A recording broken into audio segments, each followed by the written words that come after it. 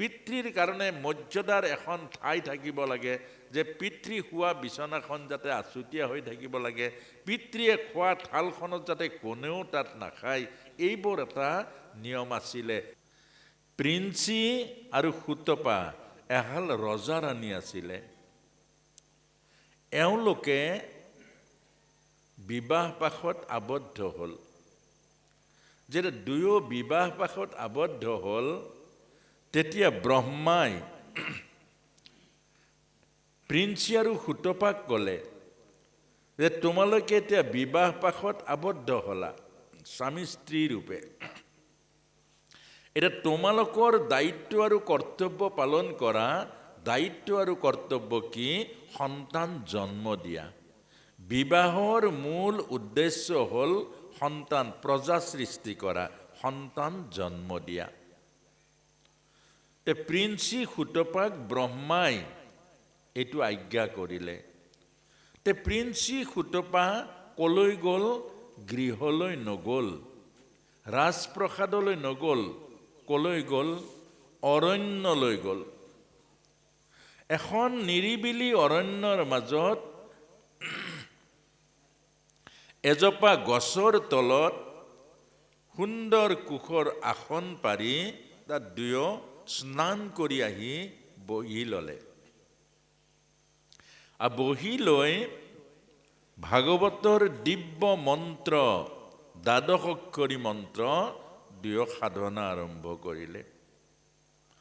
ওম নমো ভগৱতে বাসুদেৱায়, ওম নমঃ ভগৱতে বাসুদেৱায়। এনেকৈ এই দ্বাদশ অক্ষৰী মহামন্ত্ৰ জপ কৰোঁতে কৰোঁতে কৰোঁতে কৰোঁতে কৰোঁতে কৰোঁতে কৰোঁতে কৰোঁতে সম্পূৰ্ণ মন প্ৰাণ ভাৱনা নিৰ্মল হৈ গ'ল। নিৰ্মল মানে কি?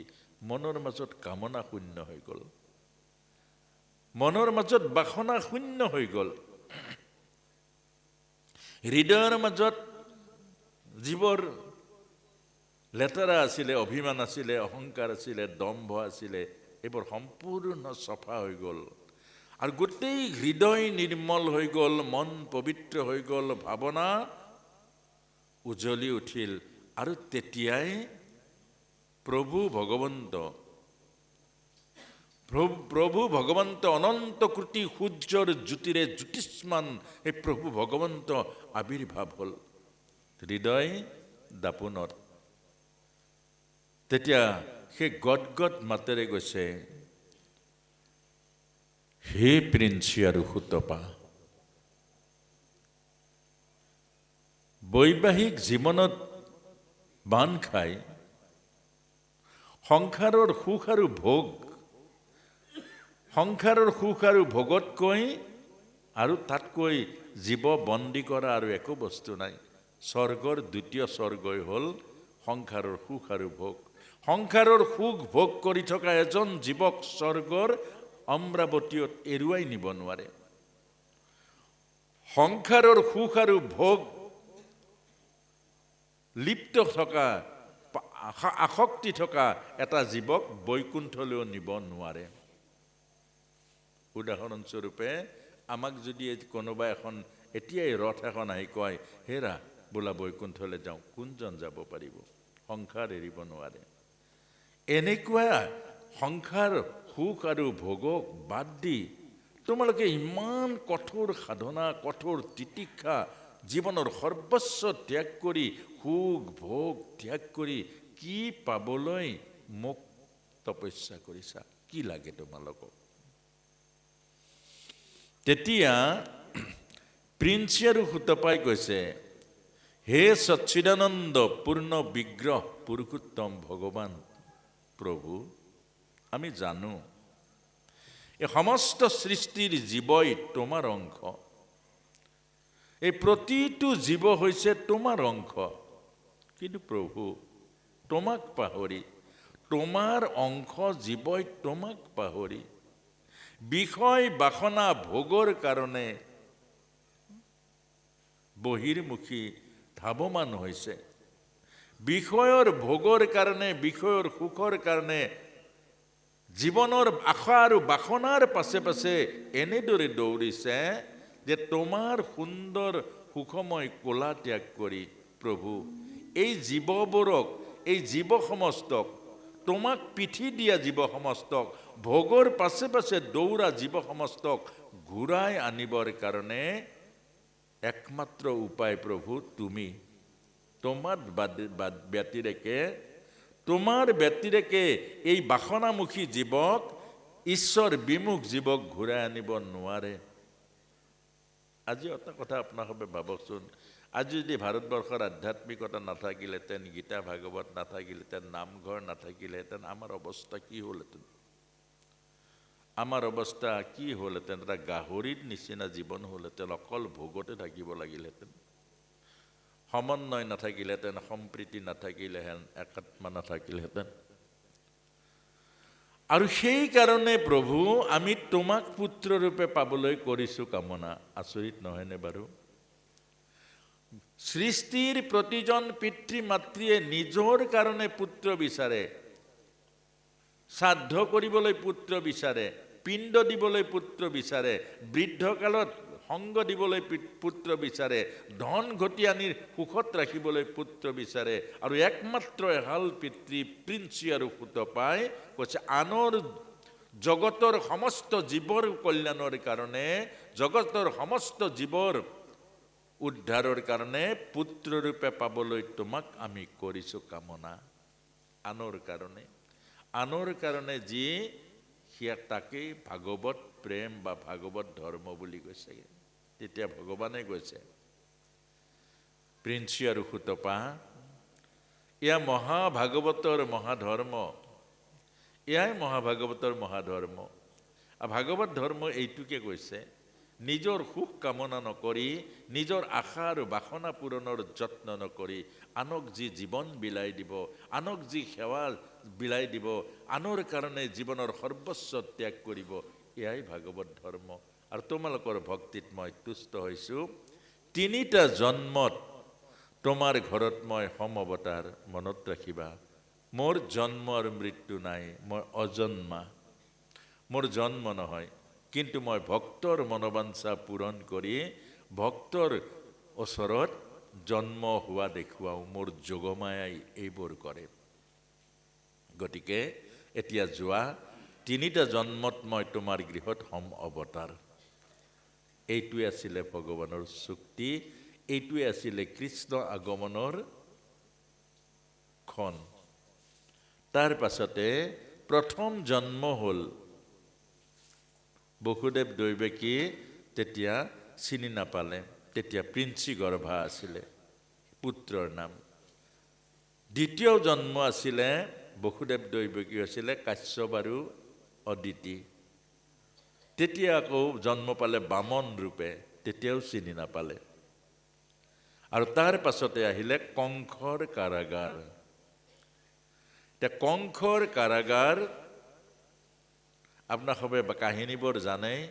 এতিয়া কংস উগ্ৰসেনৰ পুত্ৰ নহয়নে বাৰু?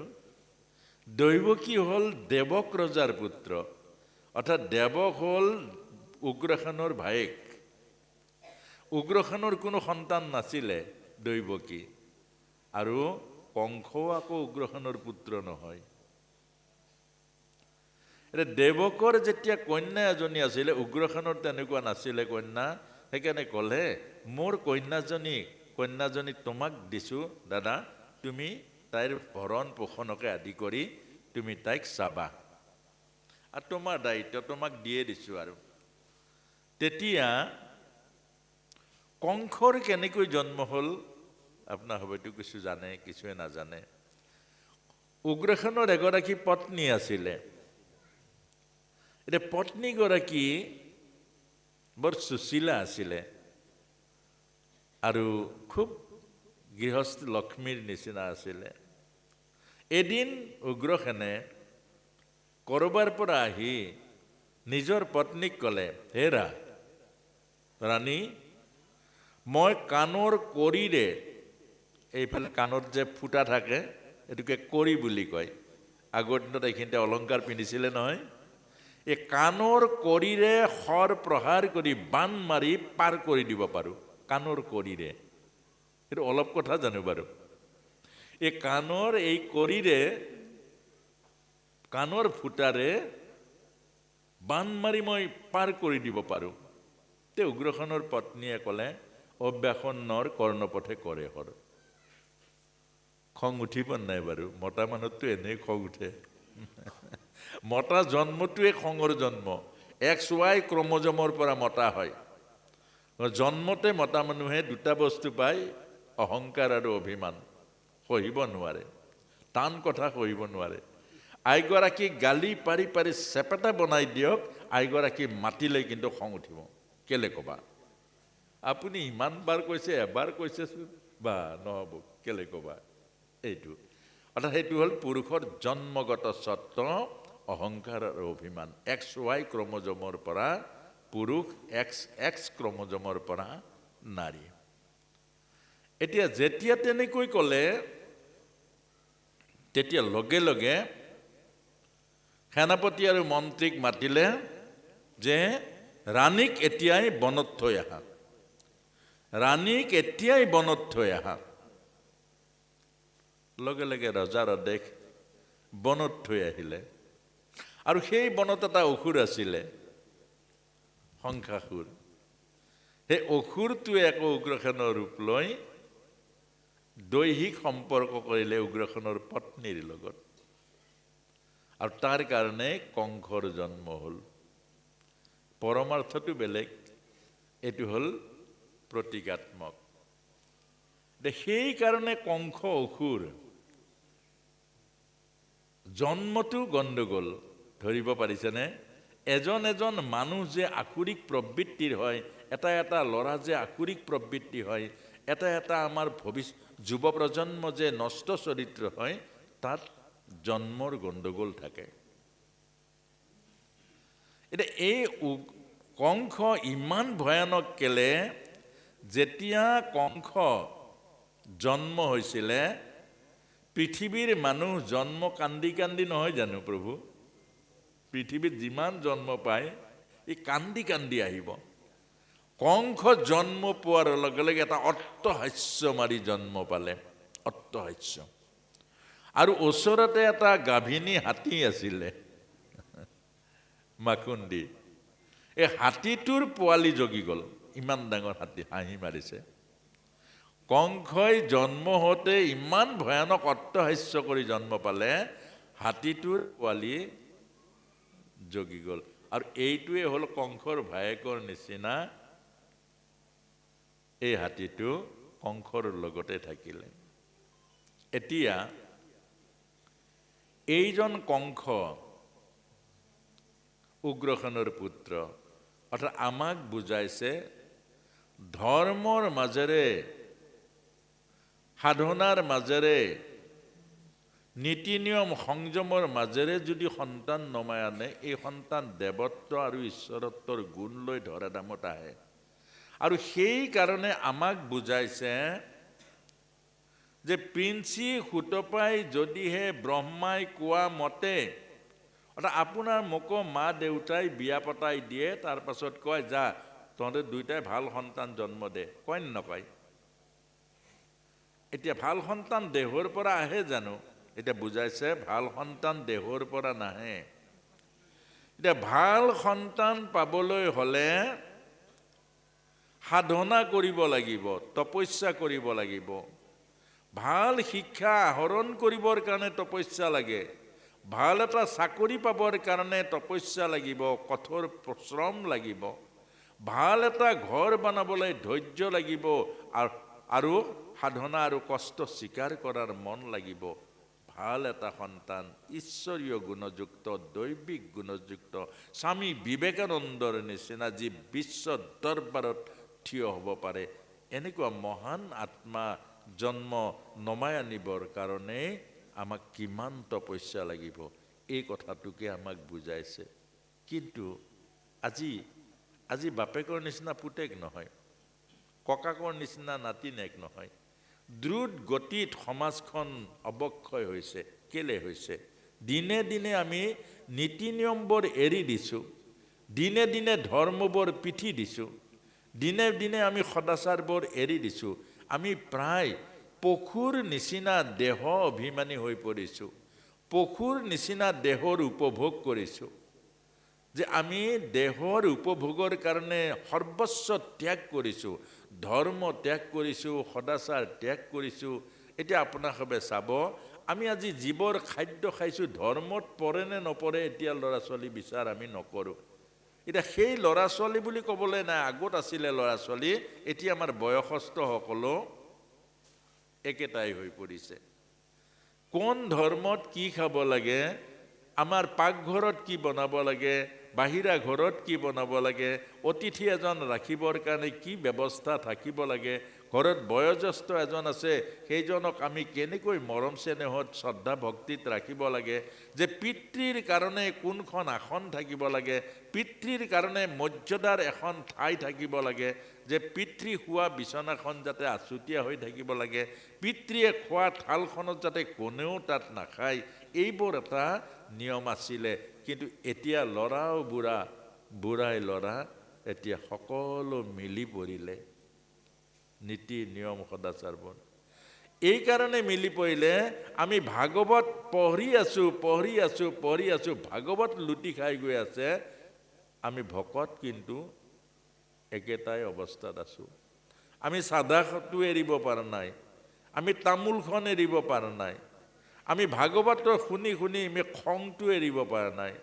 ভাগৱতলৈ ইমান গৈছোঁ, যদি সোধা যায় আপোনাৰ জীৱন সাধনা কি, বোলে কি আৰু জীৱন সাধনা, এয়া খাইছোঁ কৰিছোঁ গৈছোঁ আৰু সাধনা নাই। গতিকে এই কথাটোকে আমাক বুজাইছে, যুৱ প্ৰজন্মক বুজাইছে, সন্তান জন্ম দিয়ে সাধনাৰ পৰা। এটা সন্তান সাধনাৰ দ্বাৰাহে নমাই আনিলে সেই সন্তান আপোনাৰ মোৰ কল্যাণকাৰী হ'ব, পিতৃ মাতৃৰ আজ্ঞাপৰ হ'ব, সমাজৰ কল্যাণকাৰী হ'ব, জাতি ৰাখিব, ধৰ্ম ৰাখিব, তেতিয়াহে ৰাখিব আৰু আপোনাকো অন্তিমত মুক্তি দিব। কিন্তু যদিহে আমি ইয়াকে নকৰোঁ, আপোনাক মোক এই কাহিনীটো এইকাৰণে আমাক বুজাইছে, আমি যাতে দেহৰ মাজেৰে কুকুৰ মেকুৰীয়ে যেনেকৈ সন্তান জন্ম দিয়ে, দেহৰ কাম আৰু ভোগৰ মাজেৰে আমি সন্তান যদি জন্ম দিওঁ, তেতিয়াহ'লে সেই সন্তান কল্যাণকাৰী নহ'ব, সেই সন্তান মংগলকাৰী নহ'ব, সেই সন্তানে জাতি নাৰাখিব, ধৰ্ম নাৰাখিব, সেই সন্তানে আনকি পিতৃ মাতৃ যদি কিবা কাৰণত নিজৰ পুণ্যৰে গৈ স্বৰ্গত থাকে, নৰকত পেলাব টানি আনি। এই কথাটোকে বুজাইছে। এতিয়া বহুতে এই কথাটো শুনিলে কয়, প্ৰভু এতিয়া আমাৰতো আমি বহুত ভুল কৰিলোঁ, এইবোৰ কথা 20 বছৰ আগত শুনা হ'লে। একো ভুল নাই কৰা, আজি শুনিছে, আজি ল'ৰাৰ মাজত, আজি ছোৱালীৰ মাজত, আজি আপোনাৰ বোৱাৰী আছে, আপোনাৰ ছোৱালী আছে, আপোনাৰ জোঁৱাই আছে, তেওঁলোকৰ মাজত কৰক। তেওঁলোকৰ আৰু প্ৰহ্লাদে যদি 7 পুৰুষক উদ্ধাৰ কৰিব পাৰে, তেতিয়া আপোনাৰ নাতিও পাৰিব আপোনাৰ বংশটো উদ্ধাৰ কৰিবলৈ। অৰ্থাৎ এটা বংশত যদি এটা মহান আত্মা নমাই আনিব পাৰে, এটা বংশত যদি এটা ভাল আত্মা, ভাল সন্তান জন্ম দিব পাৰে, 7 পুৰুষলৈকে উদ্ধাৰ কৰিব পাৰে এই বংশটো। সেইকাৰণে এই কথাখিনি কৈছে। তাৰ পাছতে সেই কংসৰ কাৰাগাৰ কেতিয়া কৃষ্ণ জন্ম পাইছে, কেনেকৈ, এতিয়া আমি আহিছোঁ আকৌ বসুদেৱ আৰু দৈৱকী প্ৰিন্সি সুতপা হৈ দাপৰ যুগত তেওঁলোক আকৌ জন্ম পালে। অৰ্থাৎ আপোনাক মোক এই কথাটোৱে বুজাইছে যে আপোনাৰ মোৰ কিমান জন্মৰ পাছত আমি মানুহ হৈছোঁ, কিমান জন্মৰ পাছত শিৱসাগৰত জন্ম পাইছে, আপুনিও নাজানে, ময়ো নাজানো। এই জীৱবিলাক ঘূৰি ফুৰে, কৰ্ম আৰু কৰ্মৰ সংস্কাৰত গোটেই জীৱবোৰ ঘূৰি ফুৰে। কৰ্মই টানি টানি লৈ যায়, সংস্কাৰে টানি টানি লৈ যায়। গতিকে আপুনি ময়ো এনেকৈ ঘূৰি ফুৰিছোঁ। আৰু বসুদেৱ দৈৱকী অৰ্থাৎ প্ৰিন্সি সুতপায়ো এই জন্মত আকৌ বসুদেৱ আৰু দৈৱকী হ'ল। এতিয়া বসুদেৱ দৈৱকী হ'ল আৰু আপোনালোকে চাব তেওঁলোকৰ বিবাহৰ দিনাই কিমান ভয়ানক ঘটনা ঘটিলে। অৰ্থাৎ আমাৰ জীৱনেই তেনেকুৱা। প্ৰভু ৰামৰ ভৰ্জা সীতাৰ জীৱনটো চাওকচোন, প্ৰভুৱে ৰামক স্বামী পালে ওলাই গ'ল পৰশুৰাম। পৰশুৰামৰ লগত এনেকুৱা ভয়ানক, বিয়া হৈছেহে, মাহ হালধি যোৱাই নাই হাতৰ, পৰশুৰাম ওলাই গ'ল। পৰশুৰামৰ লগত যেন তেনকৈ ঠিক কৰিলে, কৰি গৈ অযোধ্যা পালে, ওলাই গ'ল মন্থৰা। মন্থৰাই আকৌ 14 বছৰ বনবাস দিলে। এই 14 বছৰ বনবাসৰ লগত যেনে তেনেকৈ সীতা মাও ৰামৰ লগত ওলালে, ইমান দুখৰ ৰাস্তাত ওলালে, ইমান কাঁইটৰ ৰাস্তাত ওলালে, আকৌ গৈ ওলাই গ'ল ৰাৱণ। আপোনাক মোক এইবোৰ কথা কি বুজাইছে? এইবোৰে আমাক কি বুজাইছে? আপোনাৰ মোৰ সংসাৰ যাত্ৰাটো ইমান সৰল আৰু সহজ নহয়। আপোনাৰ মোৰ পদে পদে মায়া লাগি আছে, পদে পদে জীৱনৰ পৰীক্ষা লাগি আছে, পদে পদে জীৱনৰ সমস্যাবোৰ আহি আছে। আৰু এই প্ৰতিটো সমস্যা, প্ৰতিটো ঘাত প্ৰতিঘাত সংঘাত সকলোতে অতিক্ৰম কৰিব লাগিব। আৰু অতিক্ৰম কৰিবৰ কাৰণে আত্মবল লাগিব। নয়ম আত্মা বলহীন লভ্যতে। আত্মবল যদি নাথাকে কি হ'ব? জীৱন ব্যৰ্থ হৈ যাব। আকৌ জীয়াই কান্দি কান্দি জন্ম হ'ল আৰু অন্তিমতো কান্দি কান্দি যদি মৃত্যু হ'ল, দেখিব অধগতি যাব লাগিব। অন্তিমত যদি কান্দি কান্দি আমি যাওঁ, অন্তিমত এই বিনন্দীয় সংসাৰৰ প্ৰেম, কৰোণা, দয়া, ক্ষমা, ধৈৰ্য এই সকলোবোৰ পাইছোঁ। জিভাত অমৃতময় বাণী পাইছোঁ, হৃদয়ত মহাপ্ৰেম পাইছোঁ। প্ৰেমৰ বেপাৰ যদি নকৰোঁ, এই বাণীৰে যদি জগত নিজিনো, আমি জীৱনৰ এই সেৱাবোৰৰ দ্বাৰা আমি যদি ধন সঞ্চয় নকৰোঁ, অন্তিমত কি হ'ব? তললৈ যাব লাগিব। সেইকাৰণে মেটমৰা ভঁৰাল আমাৰ সন্মুখত আছে। আমাক কৈছে আপুনি প্ৰেমৰ বেপাৰ কৰক। কিমান প্ৰেম দিব পাৰিছে মানুহক। আপুনি সেৱাৰ বেপাৰ কৰক। কিমান সেৱাৰ সঞ্চয়, মহাপ্ৰেম, সেৱাৰ ধৰ্ম সঞ্চয় কৰিব পাৰিছে। আপুনি ক্ষমাৰ বেপাৰ কৰক। কাৰো লগত কাৰো কথাত জেদ নধৰিব, কাৰো প্ৰতি উভতি নধৰিব, সকলোকে ক্ষমা কৰি দিয়ক। ভগৱান কৃষ্ণ আমাক দেখুৱাইছে, শিশুপালক কিমান 100 গালি পাৰিলে, শেষত গৈ মুক্তি দিলে, তাৰ অনিষ্ট নকৰিলে। গতিকে আমাৰ এইবোৰ শাস্ত্ৰই এইবিলাক শিকাইছে, আমি যাতে ক্ষমাৰ বেপাৰ কৰোঁ, কাৰো প্ৰতি জেদ নধৰোঁ, কাৰো প্ৰতি বেয়া দৃষ্টি নাৰাখোঁ। ক্ষমা এইবোৰ কৰক। অন্তিমত আপুনি মেটমৰা ভঁৰালৰ টপলা প্ৰেমৰ সমুদ্ৰ লৈ যাব, হৃদয়ৰ পবিত্ৰ ভালপোৱা লৈ যাব। আৰু ভগৱানে কব, তেতিয়াহে আপোনাৰ মোৰ জীৱনক সাৰ্থক কৰিব, ওপৰলৈ নিব। তেতিয়া ওপৰলৈ।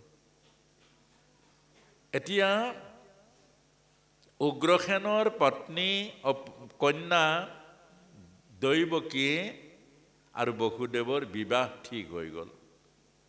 তে বিবাহ যেতিয়া ঠিক হৈ গ'ল, দৰা আহিলে, বিয়া হৈ গ'ল। ৰাতিপুৱা ফেহু জালি দিছে আৰু তেতিয়া বৰ কন্যা লৈ আহিছে কংসই। যেতিয়া বৰ কন্যাক দুয়োফালে ধৰি লৈ, আমাৰ ভাৰতীয় সংস্কৃতি, আমাৰ প্ৰত্যেকৰে হয়। দুইটাকে লৈ আনিছে, লৈ আনি কৈছে, প্ৰণসম ভগ্নী মোৰ নকৰিবি দুখ। দৈৱকী কান্দিছে, সেইটো স্বাভাৱিক।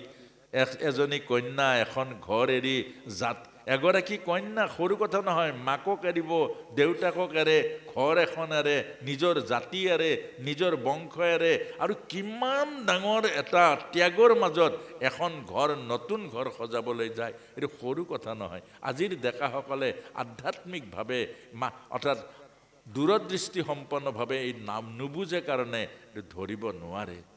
এগৰাকী কন্যাৰ জীৱনটো কিমান ত্যাগ থাকে নাৰীৰ জীৱনত। তাৰ পাছতে ক'লে, প্ৰাণসম ভগ্নী মোৰ নকৰিবি দুখ, ই যে জগতৰ চিৰন্তন ৰীতি। আৰু বসুদেৱ মিত্ৰ মোৰ, মথুৰা ৰস কাৰেং শূন্য কৰি তুলি দিছোঁ এই ৰত্নটি। আজলি তাই, কাৰণ কন্যা ঘৰত থাকিলে মাকে কাম কৰিব নিদিয়ে মৰমতে, পিতৃয়ে কাম কৰিব নিদিয়ে চেনেহতে, আৰু ঘৰতে সমস্ত শিক্ষা দীক্ষা এইবোৰ পৰিপূৰ্ণ কৰে। আৰু তাৰ পাছতে ক'লে, দোষ হোৱাটো তাই স্বাভাৱিক, গতিকে তুমি কেতিয়াও দোষ নধৰিবা, কষ্ট নিদিবা, দুখ নিদিবা। পিতৃৰ কিমান কাতৰ অনুৰোধ ভাতৃৰ কিমান কাতৰ মিনতি যে মৰমৰ একে গৰ্ভত জন্ম হোৱা খেলি মিলি থকা এইগৰাকী মোৰ মৰমৰ বাইদেউ মৰমৰ ভগ্নীক কৰবাৰ অজান এখন ঘৰলৈ নতুন সম্পৰ্ক নতুন ঘৰ নতুন মানুহ পঠিয়াইছোঁ কিমান ডাঙৰ কথা এটা ভাবি চালে বহুত ডাঙৰ কথা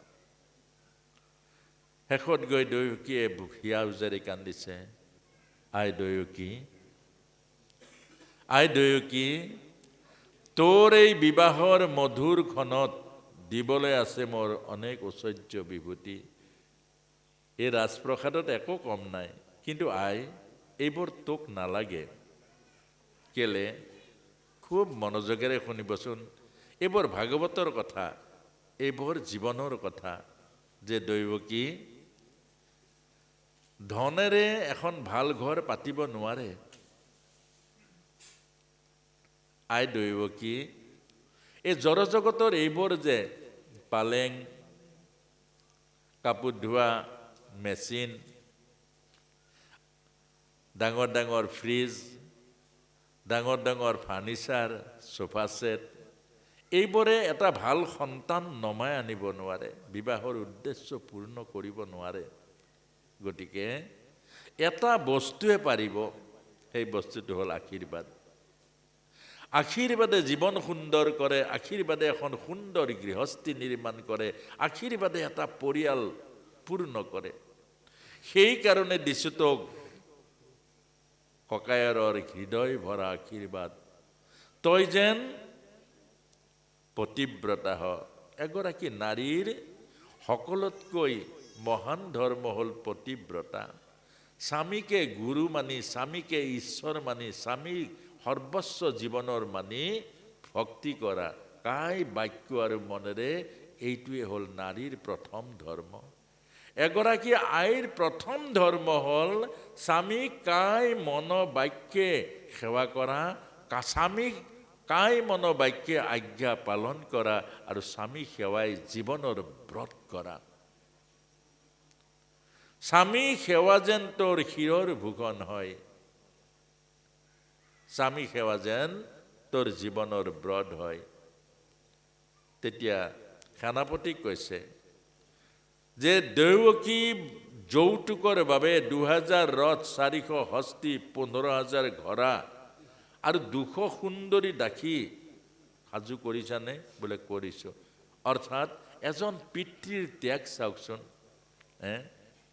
আজি ডেকাসকলে এই কথা বুজি নাপায় এজন পিতৃৰ ত্যাগ চাব এজনী কন্যাক গোটেই তুলি তালি ডাঙৰ দীঘল কৰি শিক্ষাই দীক্ষাই সকলোবোৰ পৰিপূৰ্ণ কৰি বিবাহৰ ফাৰ্নিচাৰকে আদি কৰি যিমান পাৰিছে একৰা দুকৰা কৰি যত্ন জমা কৰি কৰি ডাঙৰ এখন বিয়া পাতে বিয়াত ভকতসকলৰ আশীৰ্বাদ পাবৰ কাৰণে মাটি বেছি হ'লেও ভকতসকলৰ আশীৰ্বাদ দিবৰ কাৰণে মাতে তাৰ পাছতো যৌতুকৰ কাৰণে ইমানবোৰ দি পঠিয়াই তাৰ পাছত কন্যাগৰাকীক অত্যাচাৰ কৰে তাৰ পাছত সেইগৰাকী অসহায় পাই অকলে যে আপোনাৰ ঘৰলৈ লৈ গৈ প্ৰথম কিমান ফুচুলাই কিমান ভাল ভাল কথা কয় আৰু তাৰ পাছত আপুনি অকলশৰীয়া পাই কিমান কষ্ট দিয়ে মনু আদি ঋষিয়ে কৈছে যিখন ঘৰৰ মজিয়াত নাৰীৰ চকু পানী পৰে যিখন ঘৰৰ মজিয়াত নাৰীৰ চকু পানী মৰে সেইখন ঘৰৰ মজিয়াত 7টা যজ্ঞ পাতিলেও কোনো ফল নাপায়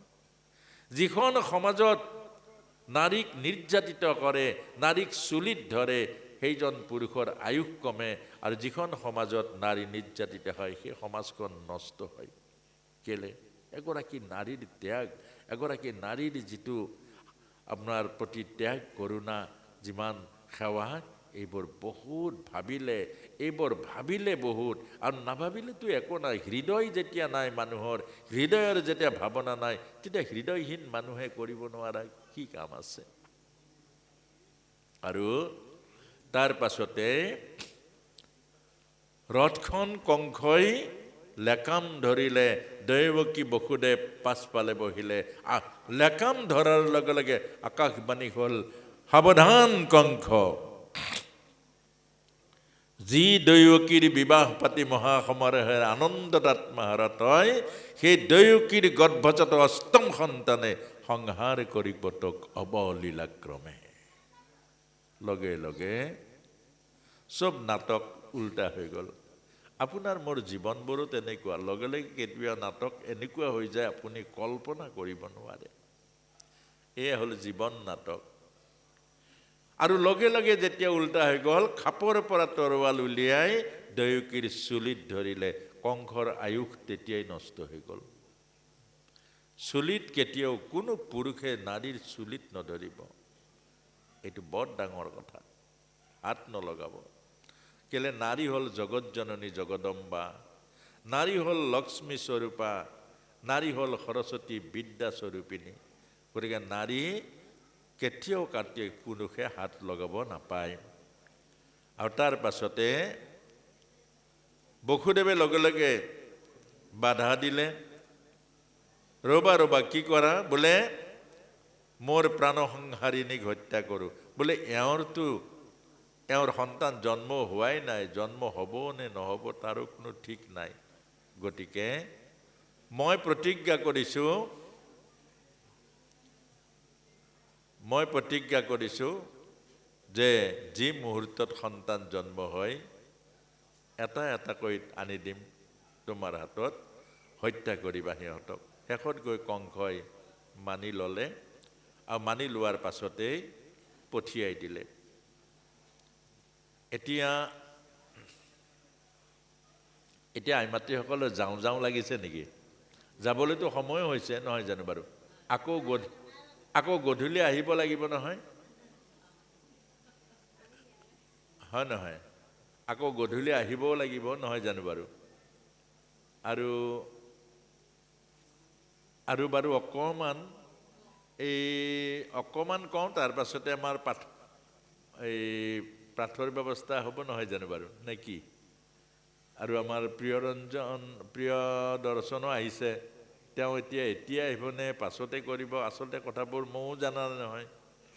আৰু যদি তেওঁ আহে নহয়নে বাৰু, আমাৰ পাছতে তেওঁ কৰিব। আৰু সেই কথাটোকে ভাবি বাৰু যাই হোক। আৰু কথাখিনি বৰ দৰকাৰী। এই কথাখিনি ৰাতি শুনিলে আমাৰ ডেকাসকলৰ আৰু আমাৰ নতুনকৈ বিবাহিতা কৰা সকলৰ বহুত উপকাৰ হ'ব। গতিকে এটা কাহিনীকে কৈছোঁ, বৰ ধুনীয়া কাহিনী এটা, নহয়নে বাৰু? কাহিনী এটা। এতিয়া এই সংসাৰখন বাৰু কি? এই সংসাৰখন হ'ল বজাৰ। আপোনালোকে যদি ভালকে চাই, একেবাৰে অন্তঃকৰণৰ মন যদি চাই, এইখন দেখিব এখন বজাৰ। আমাৰ এগৰাকী আয়ে 2 দিনমান আপুনি স্বামী সেৱা বাদ দিয়ক, আপুনি সেইখন ঘৰত থাকিব নোৱাৰে। কেলে? পাই আছে কাৰণে মই আপোনাক মৰম কৰিছোঁ, নাপালে মই মৰম নকৰোঁ। এইখন হ'ল বেপাৰ। সংসাৰখনে তেনেকুৱা। আজি ল'ৰাই আপোনাক মৰম লগাইছে কাৰণে আপুনি ল'ৰাক বুকুত সাবটি লৈছে। মৰম নলগালে আপুনি দলি মাৰি দিব। এই সংসাৰ নিয়ম। আজি আমি বিনিময় পাইছোঁ কাৰণে মৰম চেনেহবোৰ কৰিছোঁ। কিবা এটা বিনিময় যদি নাপাওঁ, চাবচোন, এজন পিতৃৰ ধন টকা পইচা থাকিলেহে সেই পিতৃক সেৱা শুশ্ৰূষা কৰে। যদি ধন টকা পইচা নাথাকে পিতৃজনৰ, 3 দিন বেমাৰত পৰিলে 2 দিন যদি অকণমান শুশ্ৰূষা কৰে, 3য় দিনা কাবাৰ ওচৰত যাব, এই বুঢ়াটোৱে বৰ আমনি লগাইছে, গতিকে কিবা এটা উপায় কৰি চাই দিয়কচোন কেনেকৈ মৰিব। যিজন পিতৃয়ে পুত্ৰৰ কাৰণে কিমান কষ্ট কৰিছে এবাৰ ভাবক। মাহৰ পাছত মাহ কষ্ট কৰিছে। যিগৰাকী মাতৃয়ে কিমান বিষ্ঠা ধুইছে, ঠাণ্ডাৰ দিনত কিমানবাৰ প্ৰস্ৰাৱ কৰিছে, প্ৰস্ৰাৱৰ ওপৰত আগততো এইবিলাক ব্যৱস্থা নাছিলে, নিজে প্ৰস্ৰাৱৰ ওপৰত শুই সন্তানক বুকুত তুলি শুৱাই ৰাখিছে। এই পিতৃ মাতৃও এতিয়া বিনিময় নহ'লে আপোনাক হবে, এইটো সত্য, কাৰোবাক দোষ দিব নোৱাৰে। এইখনে মায়া। আপোনাৰ ভাবে চাব, চাকৰি কৰা ল'ৰা এটা এগৰাকী আইৰ, আৰু এটা চাকৰি নোহোৱা ল'ৰা, চাবচোন, এগৰাকী আই, মাক এজনীয়ে। কিন্তু দুইটা ভাৱ আপোনাৰ হবে চাব, চাকৰি কৰাটোক বেলেগ দৃষ্টিৰে চাই, চাকৰি নোহোৱাটোক বেলেগ দৃষ্টিৰে চাই, এইটো কথা। সেইকাৰণে এই সংসাৰখন হ'ল বজাৰ, মায়াৰ বজাৰ। এতিয়া বাপেক এজনে ল'ৰাটোক নিজৰ পুত্ৰক ক'লে, অ বোপাই তই বজাৰৰ পৰা এই 100 টকা ল, 100 টকা দিলে বজাৰলৈ পঠিয়াই দিলে। এতিয়া বজাৰলৈ গ'ল, পইচা 100 লৈ, সন্মুখতে দেখিলে বান্দৰৰ খেল। সন্মুখত যেতিয়া বজাৰ পাই দেখিলে বান্দৰৰ খেল, তেতিয়া বান্দৰৰ খেল চাবলৈ লাগিলে। আৰু বান্দৰৰ খেলবিলাক আকৌ বৰ বেলেগ টাইপৰ, ইমান চুলুং পুলুং, ইমান মানে মানুহক ভুলাই দিয়ে, বিভিন্ন অংগী ভংগী কৰি, বিভিন্ন জাপ মাৰি, বিভিন্ন খোজুৱাই, বিভিন্ন মূৰ জোকাৰি অংগী ভংগীৰ মাজেৰে এনেকুৱা খেলবোৰ সংসাৰৰ আপোনালোকে চাব। ভাৰত আৰু পাকিস্তানৰ খেল হ'লেও আপুনি এবাৰ বহিলে উঠিব নোৱাৰে আকৌ, হয় নে নহয়? তাত তেওঁলোকে খেলিব, আপুনি মই কেতিয়াবা ভালকৈ যদি চাই দিব, মই পাগল নে ভাল বাৰু, তাত মাৰিছে, আমি চিঞৰি ফুৰিছোঁ, ইয়াত চিঞৰি ফুৰিছোঁ, কোনোবাটো হাৰিলে টিভি পৰ্যন্ত ভাঙি দিয়ে। এইটো বান্দৰৰ খেল। এই বান্দৰৰ খেল এবাৰ যদি বহে, সংসাৰৰ এইবোৰ নদঘট কথাবোৰত যদি এবাৰ আপুনি মনোযোগ দি বহে, এই মোবাইলত গৈ যদি এবাৰ বহি দিয়ে, এইবিলাক চব বান্দৰৰ খেল। আৰু বান্দৰৰ খেল চাওঁতে চাওঁতে গধূলি হ'ল, আৰু গধূলি হ'ল, ঘৰলৈ গুচি আহিলে, পইচা 100টো বান্দৰৰ খেল দেখুৱা মানুহটো লৈ ল'লে। ঘৰলৈ আহিলে, দেউতাকে সুধিলে, বোপাই গলিনে? বোলে গ'লো। বজাৰৰ পৰা কি আনিলি? বোলে একো নাই। কি কৰিলি? বান্দৰৰ খেল চালো। আমাৰ যেতিয়া 80 বছৰীয়া যেন দেউতাক সোধে, 80 বছৰ সংসাৰখনত পাৰ কৰিলে, এতিয়া কি লৈ ওলাইছে কওক, জাবৰ হ'ল, কি লৈ ওলাইছে, কি ঘটিলে? আমাক এতিয়া আজিলৈকে উত্তৰ দিয়ে, বোপাই শৰ্মা প্ৰভু, এই একো নাই, একো নাই, ইয়াৰ পৰা যাব লাগে। 80 বছৰত একো ঘটিব নোৱাৰিলে, ইয়াৰ পৰা যাব লাগে, কলৈ যাব আপুনি? কলৈ যাব? জানে কে লিয়ে ভাড়া লাগেগা, যাবৰ কাৰণে ভাড়া লাগিব, সংসাৰ নদী পাৰ হ'বৰ কাৰণে ভাড়া দিব লাগিব। আৰু সেই ভাড়াটোকে যদি নঘটো কি হ'ব? এতিয়া সেইকাৰণে ক'লে যে পইচাটো বান্দৰৰ খেল দেখুৱাটোৱে লৈ ল'লে। পইচা মানে সময়, 100 বছৰ আপোনাক মোক আমাক সকলোকে দিছে, 100 বছৰ। আৰু এই 100 বছৰটোৱে বান্দৰৰ খেলত ব্যৱহাৰ কৰি, এই মোবাইল টিপি, এই টিভিৰ গুৰিত বহি, এই তাচৰ পাতত বহি, কাৰোবাৰ লগত এই গপ্প মাৰি একো লাভ নাই। ইয়াৰ পৰা একো নাপায়, ইয়াৰ পৰা একো নাপায়। জীৱনৰ অমূল্য সময়কণ আপোনাৰ পৰা কাঢ়ি লৈ ল'ব, আৰু এদিন সময় পাৰ হ'ব, সিদিনা খালী হাতে আপুনি কান্দিব লাগিব যে এতিয়া কলৈ যাওঁ। আৰু প্ৰভুক পাবলৈ হ'লে ভকতি নঘটিলে, তাতকৈ যদি নাম জপ কৰিলেহেঁতেন, তাতকৈ যদি সৎসংগ কৰিলেহেঁতেন, তাতকৈ যদি গীতা ভাগৱতৰ তত্ত্ব অৰ্থ বুজিলেহেঁতেন, কামত আহিলেহেঁতেন, এইখিনিকে বোলে অন্ততঃ প্ৰভুক দিব পাৰিলোহেঁতেন, যে প্ৰভু এইখিনিকে পাইছোঁ, আৰু কি পাইছোঁ? ৰাম। এই অন্তিমত যেতিয়া ৰাম বুলি ক'লোহেঁতেন, তেতিয়া জীৱন সুন্দৰ হ'লহেঁতেন।